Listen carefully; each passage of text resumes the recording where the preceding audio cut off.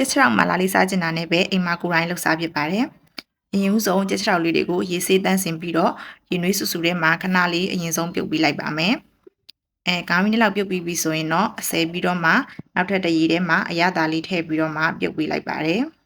။ကြက်သွန်မြေလေးရဲ့စပလင်အမြင့်လေးနဲ့ငယ်ရဲ့ဂျင်းလေးကိုပြပလီပြီးတော့ထည့်ထားပါတယ်။စပလင်ရှိလို့ရှိရင်လည်းစပလင်လေးထည့်ပြောရင်လည်းပိုကောင်းပါတယ်။ရတာအတွက်အစားလေးနဲ့ငယ်နဲ့ပြုတ်ငပြားလေးနဲ့ငယ်ကိုထည့်ပြီးတော့တည်ထားပြလိုက်ပါတယ်။ကြက်ချောက်လေးပြုတ်ထားတဲ့အချိန်မှာကြက်သွန်ပြူနဲ့ငွေသီးစိမ်းလေးကိုလော်ထားပြီးတော့တေချာလေးညှက်သွားအောင်လို့ထောင်းထားပြလိုက်ပါတယ်။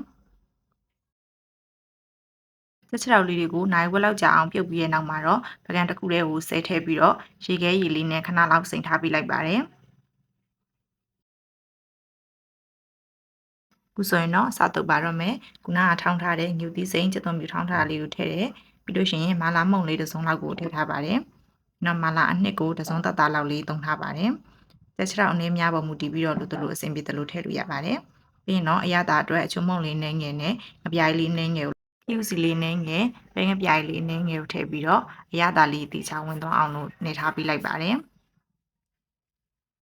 ခုဆိုရင်တော့ကပတာကိုအိမ်မှာတက်တလောက်မှတ်တလောက်လေးလှုပ်ရှားပြတဲ့ကြက်ချောက်မာလာလေးရပါပြီရမ်းမဲရတာရှိပြီးတော့စားလို့ကောင်းပါရဲ့နော်ကပတာအိမ်မှာလိုက်လှုပ်ရှားကြည့်ပါ